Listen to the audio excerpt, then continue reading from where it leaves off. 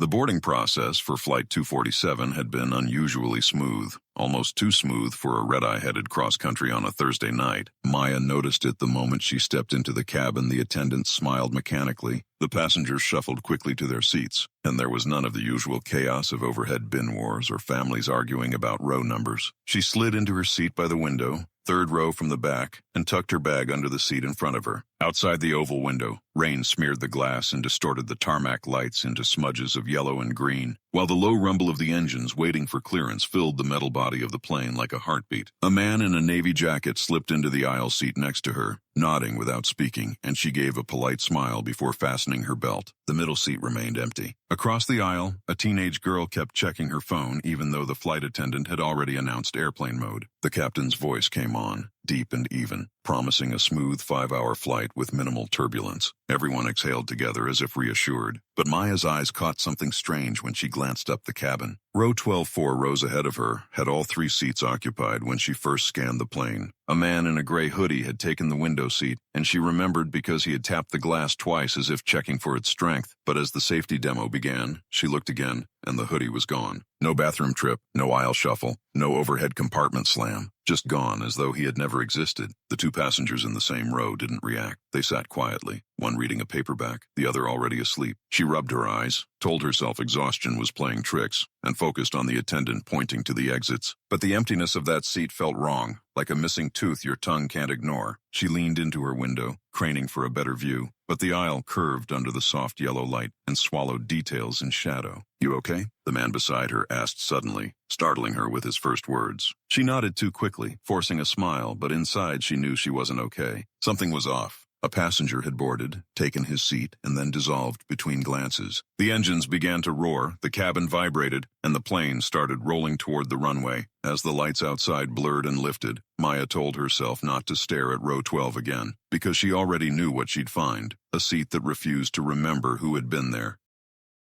The seatbelt sign chimed and the cabin made that small collective adjustment that always happens before takeoff, as if 100 strangers all remembered their bodies at the same time. Maya tried to shake off the image of the gray hoodie and forced herself to do normal plane things. She tightened her belt, checked that her bag was fully under the seat, and slid her phone into airplane mode. The plane turned onto the active taxiway and the engines deepened into that steady, confident roar that promises speed. She counted attendants in her head the way nervous flyers count clouds. 2 in the back galley, 1 mid-cabin, 1 up front. She looked at row 12 again, even though she had promised herself she would not. The window seat was still empty. More than empty, it felt wrong. The fabric darker than the seats around it, like a shadow had been folded into the cushion. The man in the navy jacket next to her dozed with sudden efficiency, chin tucked, hands still. Across the aisle, the teenage girl had given up on her phone and stared forward like she was trying to pass a test. A luggage tag flapped on the bin handle overhead, and the motion drew Maya's eyes up and forward where the cockpit door sat closed. The pilot spoke again, routine words about queue position and a 10-minute delay, but his tone had a slight drag to it, like a record turning a fraction slow. She thought about pressing the call button, then pictured the conversation she would have to start. "Hi, I think someone who was here is not here, and I cannot show you how I know that." She pictured the smile she would get, the soft voice, the offer of water, the suggestion to rest. She did not want that. She wanted someone else to stand up first and say it for her. The plane paused and then rolled. When the cabin lifted and her stomach lifted with it, she closed her eyes and counted to 15. If she opened her eyes at 15, she told herself, and the seat in row 12 was filled, she would pretend this was just tiredness. At 15, she opened them. The seat was still empty, but the paperback reader and the sleeping man in that row had not moved at all, not a millimeter, as if they had been set there by hands and left to cure.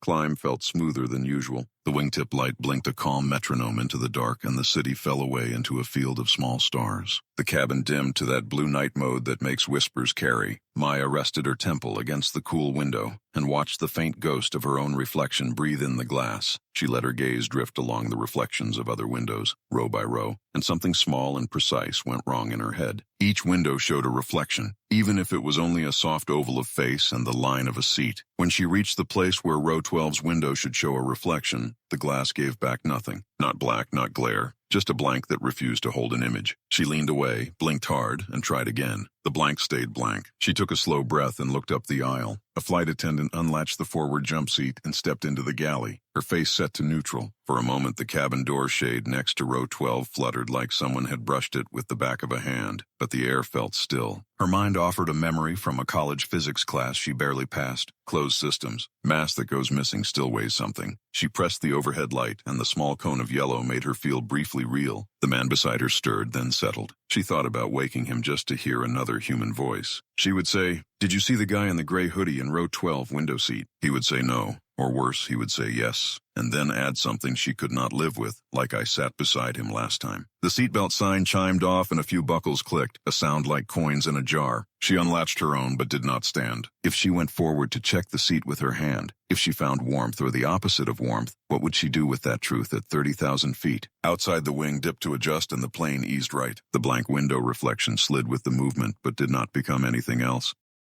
When the drink service started, the routine felt like a rope. Cups, cans, ice, napkins, that small ballet of wrists and wheels that makes flyers trust planes again. Maya decided to test reality in a way that would not brand her as a problem passenger. She waited until the cart reached her row and asked for water and pretzels, voice steady, smile easy. The attendant handed them over, and Maya held the little cup until the ice ticked like glass. While the cart served the 2 rows ahead, Maya unbuckled and stood, stepping into the aisle with the universal apologetic nod. The attendant did not frown or ask her to wait. That counted for something. She walked forward slowly, letting her fingers skim the headrests, as if she were balancing. At row 13, she paused to let the cart pass in the opposite aisle. When it moved on, she turned and faced row 12 head-on. The aisle seat held a man in a blazer asleep with his mouth slightly open. The middle seat held a woman with a paperback, thumb marking her place, eyes down. The window seat was empty. No blanket, no headphones, no water cup in the holder. The seatbelt lay flat on the cushion, both ends perfectly aligned like a display. Maya stepped closer, enough to smell the clean plastic of the shade and the mild soap scent of the paperback reader. A cold draft lifted a hair on her wrist, not from the overhead vent, but from the seam where the window frame met the wall. She pretended to check her own overhead vent and leaned another inch. The cushion depressed very slightly, then rose back, not like a spring under foam, like a sigh under fabric. The woman with the paperback looked up and met Maya's eyes. For a second, the woman's face showed a question, and then, just as quickly, it smoothed into polite nothing. Maya smiled the thin smile people use when they both agree not to name something. She returned to her seat, buckled in, and sipped the melting ice water. The cup shook once in her hand as if the plane had crossed a seam in the air that only her row felt.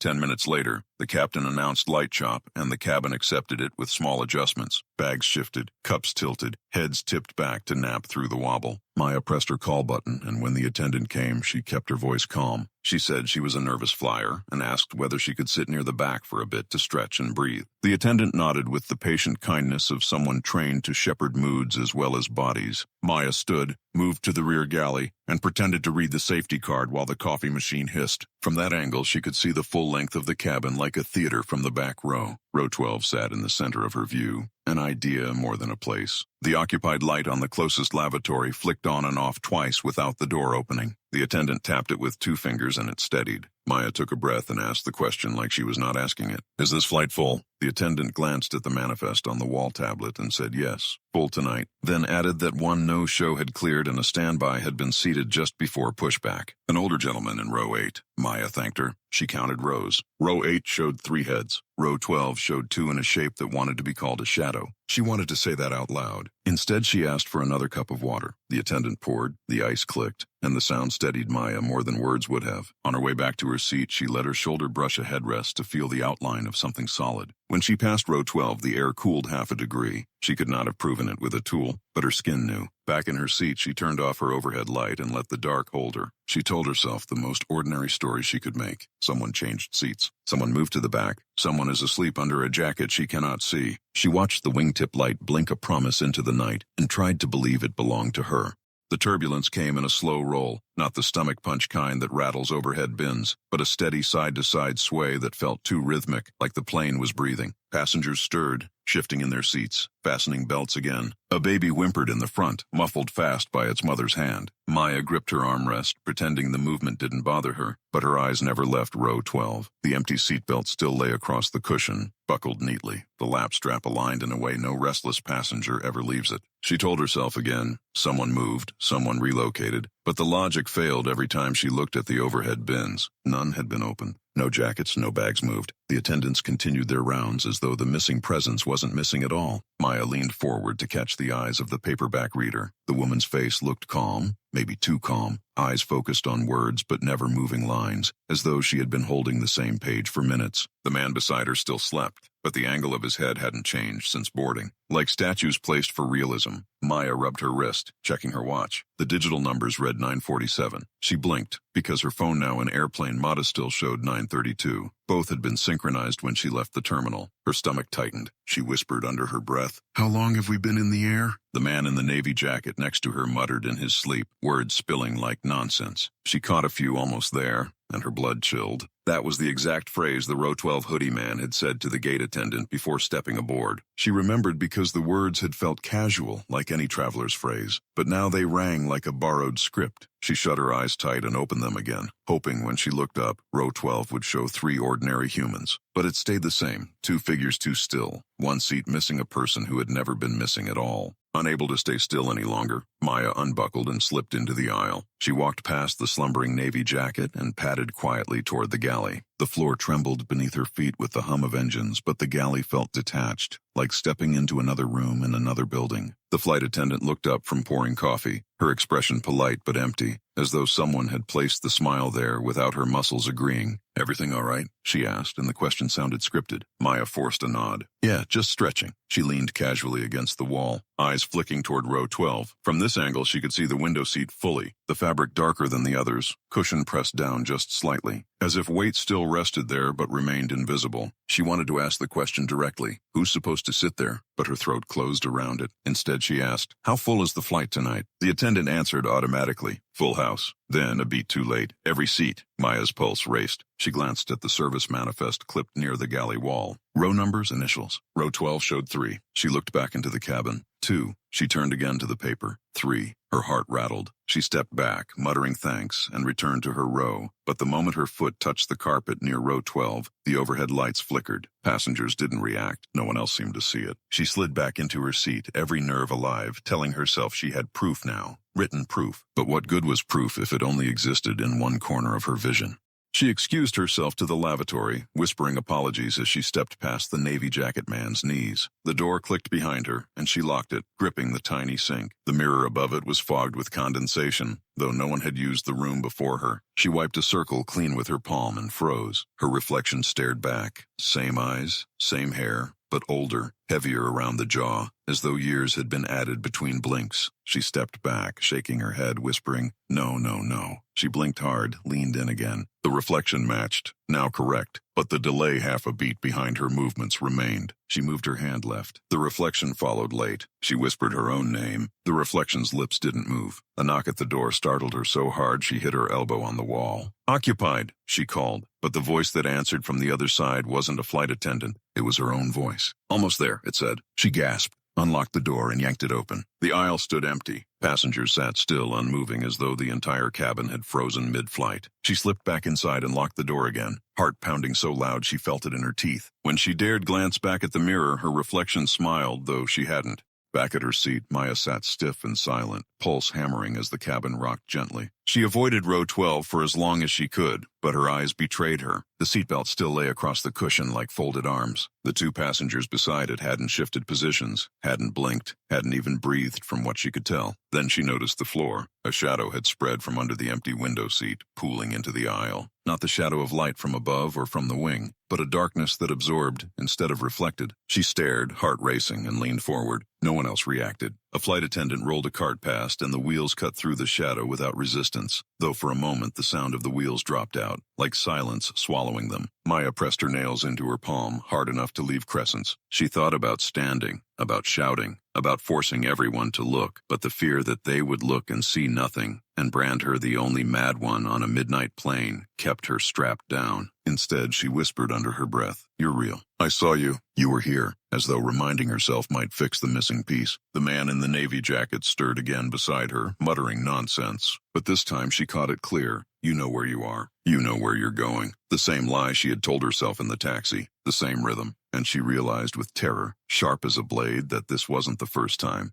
She couldn't take it anymore. Maya unbuckled fast, ignoring the annoyed sigh from the navy jacket, and walked straight to row 12. She leaned over the sleeping man, braced her hand on the paperback reader's armrest, and stared at the window seat. The cushion dipped as though holding invisible weight. Cold air streamed up from the seam, biting her wrist. She reached out, fingers trembling, and touched the seat. It gave way, soft, pliant, exactly like fabric over flesh. She yanked her hand back, heart hammering. The paperback reader looked up, eyes wide now, and for the first time spoke. You shouldn't touch him, she said calmly, as though commenting on spilled coffee. Him, not it, not nothing. Him. Maya staggered back, her knees hitting the aisle wall. The seatbelt sign chimed on again, though no turbulence rocked the cabin. She stumbled back to her row, dropped into her seat, and buckled in. Her hands shook so badly she gripped the armrests until her knuckles hurt. She whispered to herself, just land. Just let me land. But something inside her already knew. Flight 247 was not going where she thought, and row 12 was never empty. The cockpit door rattled once, as though someone had leaned against it from inside. No one else reacted. The passengers remained statues, frozen in their rhythms. The sleeper with his mouth half open, the reader holding the same page, the teenage girl staring forward like a mannequin. Maya's skin prickled with the certainty that the plane was no longer full of people, not in the way she had believed. She forced herself to look back at row 12, and this time the window seat did not even pretend to be empty. A pale glow seeped from the seams of the cushion, a light not white, not blue, but something between, something her eyes resisted naming. She pressed her palms together, whispered a prayer she barely remembered, and stood again. This time she did not creep or hesitate. She walked the aisle like she had every right to be there. When she reached row 12, she looked down and saw impressions in the seat cushion. The shape of thighs, the curve of shoulders, the faint dip of a head, yet no body filled them. The paperback reader looked up, eyes hollow. Don't, she said again, voice too calm. He's not yours to see. Maya clenched her fists and asked the only question her brain could hold. Where does this flight land? The woman's lips parted like she would answer, but the lights flickered and the engines groaned, and whatever word came next drowned in the sound. The captain's voice filled the speakers, but the words were wrong. Not wrong in language, wrong in timing. His mouth wasn't speaking in real time. The voice lagged, like an echo of a broadcast she was receiving late. We are cruising, it said, even as the plane tilted hard left. Smooth skies ahead, it promised, while lightning split the dark outside. The passengers didn't stir, didn't notice, didn't complain. Maya pressed her forehead to the cold glass and forced herself to count the wing bolts. She counted 12, but when lightning flashed again, she saw 13. Her pulse hammered. The missing passenger was still here, she realized. Not gone, not vanished, but stitched into the air around them. The seat, the shadows, the voices repeating, almost there. All of it was the residue of someone who had boarded and never left. She gripped her knees and whispered, if you're here, what do you want? Her reflection stared back at her, lips moving just after hers. Home, it said. The oxygen masks dropped without warning, yellow cups swinging from coiled cords, but no alarms blared. No one moved to take them. Passengers sat still, eyes open, watching nothing. Maya's mask dangled in front of her face, and she hesitated before pulling it. What if the air wasn't safe? Not because of altitude, but because of whatever else was here. She grabbed it anyway and pressed it over her mouth, inhaling sharp metallic air. For a moment, the cabin blurred, like she had stepped into two versions of the same place at once. One where everyone lived, fidgeted, breathed. Another where the plane was a husk, and she was the only one awake. Row 12 glowed brighter now. The empty seat showed not just impressions, but a faint seated figure outline of a hoodie, head bowed, hands resting still. He was back, or maybe he had never left. His head turned, slowly, impossibly, until the hood shadow faced her. She couldn't see a face, but she felt the weight of his attention like cold hands on her shoulders. The intercom crackled again. This time the voice wasn't the captain's, it was hers. Seatbelt on, it said, steady, calm. We're almost there. She bolted upright, yanking her belt tight, knuckles white. Her whole body wanted to scream, to pound on the cockpit door, to force the attendants to see, but deep down she knew they already knew. This wasn't a mistake. This was the design. Flight 247 was carrying something that was never supposed to reach its destination, and everyone else was here to help it stay hidden. She turned again to row 12. The shadow figure sat clear now, fully shaped, hoodie drawn, still as stone. The paperback reader beside him had finally closed her book and folded her hands neatly, eyes locked forward. The man on the aisle seat leaned back with a satisfied sigh, as though a long wait was ending. The shadow raised its head slightly. The cabin lights dimmed further. For the first time, Maya heard other passengers whisper, not loud, not distinct, but a soft chant weaving the same phrase. Almost there, almost there, almost there. She dug her nails into her palms and whispered back, where? The shadow tilted its head like listening, and then, with a voice that was not sound but vibration, it answered inside her chest. Not where, when. The cockpit door clicked open. No attendant moved to stop it. White light poured out, brighter than any dawn, swallowing shadows and rose alike. Maya shielded her eyes, but the glow found her anyway, burning through her lids. She wanted to shout, to demand answers, to beg for release, but her voice wouldn't come. The missing passenger stood now, not empty, not outline, but wholly a hooded figure tall enough to brush the overhead bins, face hidden, presence undeniable. He stepped into the aisle, and though the plane did not shake, Maya felt the gravity shift, pulling her forward. Passengers turned their heads in perfect unison, eyes blank, mouths whispering the same refrain. Almost there. She clutched her seat, but the belt snapped open on its own, metal tongue clattering to the floor. The figure paused at her row, and for a heartbeat she believed it would pass. Instead, it leaned down, and though she saw no face, she felt a cold breath at her ear. "You'll sit in my seat now," it whispered, calm as a lullaby. Her vision blurred, the cabin tilted, and the last thing she saw before darkness was the window at row 12, filling with impossible light, brighter than stars, brighter than Earth, a light that promised no return.